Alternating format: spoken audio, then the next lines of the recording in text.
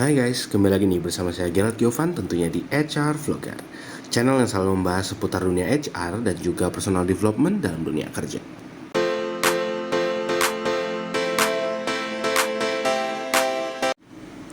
Hai guys, kalian tahu nggak bahwa di dalam kehidupan kita sehari-hari penting banget loh untuk kita bisa mengatasi konflik di dalam hidup kita, baik dengan diri sendiri maupun dengan orang lain. Caranya dengan melakukan manajemen konflik. Nah, tentunya dalam kehidupan kita sehari-hari pasti semua teman-teman yang ada di sini pernah mengalami situasi konflik ya. Baik di dalam diri sendiri maupun dengan orang lain, mungkin dengan orang-orang terdekat kita di rumah ataupun dengan pasangan kita ataupun dengan teman kerja di kantor. Hal itu wajar banget ya, karena yang namanya konflik itu kan terjadi akibat adanya suatu peristiwa yang bertentangan antara harapan dengan kenyataan, yang tentunya kalau kita nggak bisa atasi dengan maksimal, ya akan membuat kita menjadi terjebak terus di dalam konflik itu dan membuat diri kita menjadi kurang positif. Kita jadi nggak enjoy ngejalanin hidupnya. Makanya untuk kita bisa mengatasi konflik di dalam hidup kita yang memang silih berganti pasti akan datang, diperlukan skill atau kemampuan yang namanya manajemen konflik. Manajemen itu berarti kan pengelolaan ya, mengatur. Jadi kalau manajemen konflik itu maksudnya adalah bagaimana kita bisa mengatur konflik yang ada dalam hidup kita, mengatasi agar konflik itu tidak semakin besar dan membuat konflik itu bisa selesai dengan opsi solusi yang kita bisa pikirkan dan ambil berikutnya.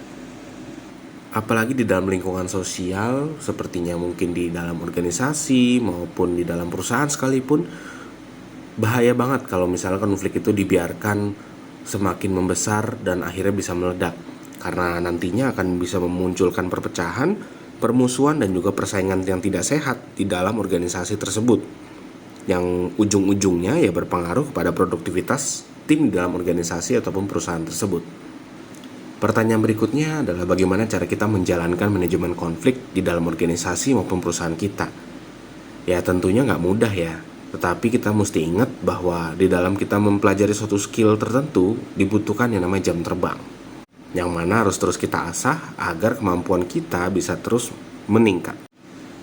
Untuk melakukan manajemen konflik tentunya dilakukan dari tahap yang pertama, yaitu adalah identifikasi masalah.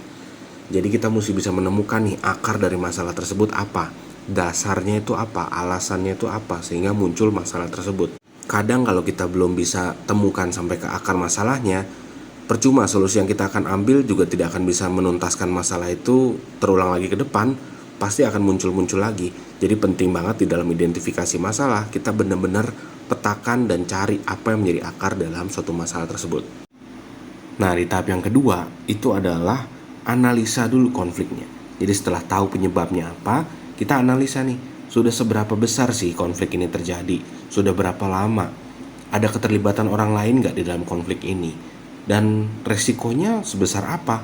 Sehingga ke depan akan mempengaruhi performa dari organisasi ataupun perusahaan kita. Nah, ini mesti benar-benar kita analisa ya. Nah, setelah identifikasi masalah dan analisa konflik kalian lakukan, tahap yang ketiga adalah mencari solusi atas konflik tersebut.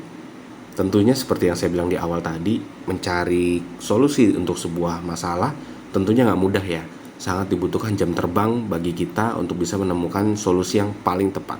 Tapi kalau kalian sudah melakukan 2 tahap sebelumnya, seenggaknya kalian sudah bisa menemukan solusi yang menjawab akar dari permasalahan tersebut. Sudah lebih tepat lah dibanding tidak melakukan 2 tahap sebelumnya.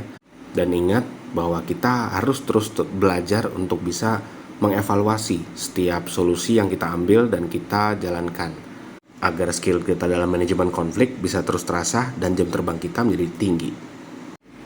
Nah, setelah kita sudah melakukan 3 tahap tadi dalam melakukan manajemen konflik, sekarang kita perlu mengetahui 3 cara komunikasi untuk bisa mengatasi konflik di dalam organisasi maupun perusahaan kita. Yang pertama adalah tipe komunikasi konfrontasi, di mana kita sebagai atasan untuk mewakili perusahaan atau organisasi mengambil satu keputusan yang kita nilai paling tepat dan memaksakan hal itu untuk dijalankan oleh para pihak yang berada dalam situasi konflik. Ya tidak penting mereka setuju atau enggak, kita sudah putuskan, itu harus dijalankan. Nah, itu adalah tipe komunikasi konfrontasi. Tipe komunikasi yang kedua adalah mediasi. Jadi kalau di mediasi ini, kita menggunakan bantuan pihak ketiga atau orang lain yang pasti berkaitan ya dengan konflik dan mengetahui konfliknya yang terjadi seperti apa. Kita meminta bantuan pihak ketiga tersebut untuk bisa mencarikan solusi yang bisa diterima oleh para pihak yang mengalami konflik. Nah, ini perlu waktu yang agak lama karena dari pihak ketiga ini harus benar-benar memastikan berdiskusi dengan masing-masing pihak untuk bisa mengetahui jalan tengah yang diambil seperti apa.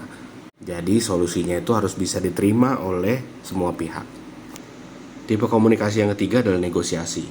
Jadi kalau mediasi yang sebelumnya itu lebih bersifat formal, kalau negosiasi ini adalah tipe komunikasi yang lebih informal dalam mengatasi konflik.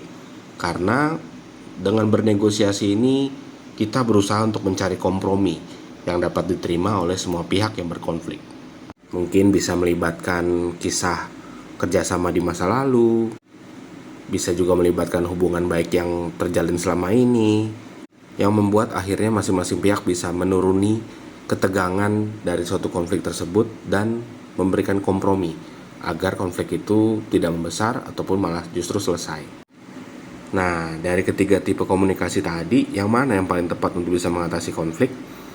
Yang pasti kalau kalian gunakan tipe konfrontasi, ya hal itu bisa saja berpotensi membuat konflik baru ataupun membuat suasana jadi lebih tegang ya.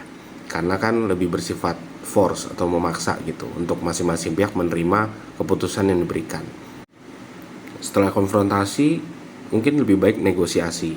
Kalau memang konflik itu dirasa tidak terlalu besar, masih bisa ditangani oleh para pihak berkonflik, dan juga tingkat ketegangan emosinya itu tidak terlalu tinggi di dalam konflik tersebut. Nah, kalau negosiasi sudah dilakukan tetapi tidak bisa menemukan solusi, konfliknya nggak selesai, baru deh terakhir kita bisa gunakan tipe komunikasi mediasi, yang mana kita akan mendapat bantuan dari pihak ketiga ataupun orang lain yang bisa membantu kita menyelesaikan konflik tersebut, mencari solusi yang terbaik bagi para pihak. Nah, itu tadi ya, bagaimana sih cara kita melakukan manajemen konflik dan bagaimana kita menggunakan tipe komunikasi dalam mengatasi konflik di dalam hidup kita.